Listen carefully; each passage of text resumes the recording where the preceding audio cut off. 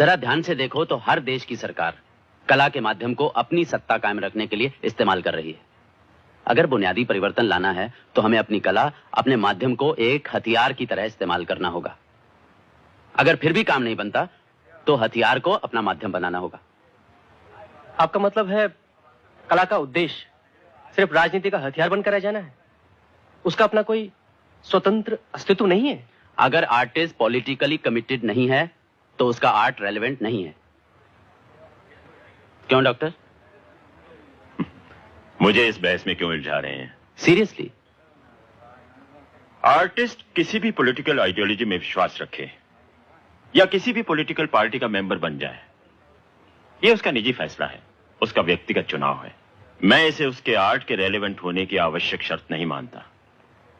लेकिन एक बात स्पष्ट है, श्रेष्ठ कला और साहित्य 20वीं शताब्दी में तो खासकर किसी न किसी किस्म के प्रोटेस्ट के जज्बे से पैदा हुआ है।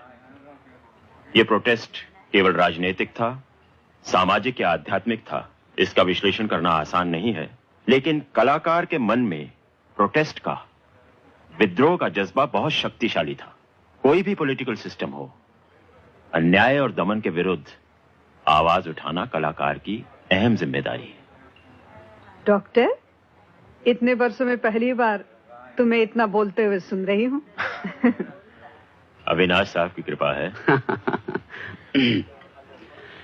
वैसे डॉक्टर, आपको ऐसा नहीं लगता कि कलाकार के प्रोटेस्ट को एक व्यापक विद्रोह का रूप देने के लिए उसे किसी राजनीतिक संगठन के समर्थन की जरूरत है? मुझे ऐसा नहीं लगता।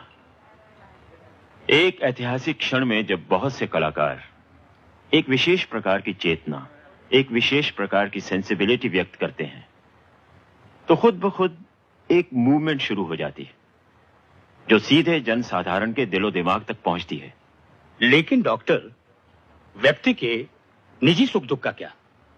आपका दर्शन तो उसे तुच्छ मानकर धिक्कारता है। हमारा हर सुख, हर दुख सामाजिकता और राजनीति से संबद्ध होना चाहिए। हर बार ये आग्रह क्यों? व्यक्ति के निजी सुख दुख के साथ कोई बैर नहीं, पर अगर वो रचना के रूप में कलात्मक स्तर को नहीं छू पाता, कोई नई दृष्टि नहीं देता, तो किस काम का? डॉक्टर साहब, कभी कभी मुझे यह संदेह होता है कि जब हम सोशल कमिटमेंट की शर्त लेकर चलते हैं तो कला का दर्जा छोटा तो नहीं हो जाता?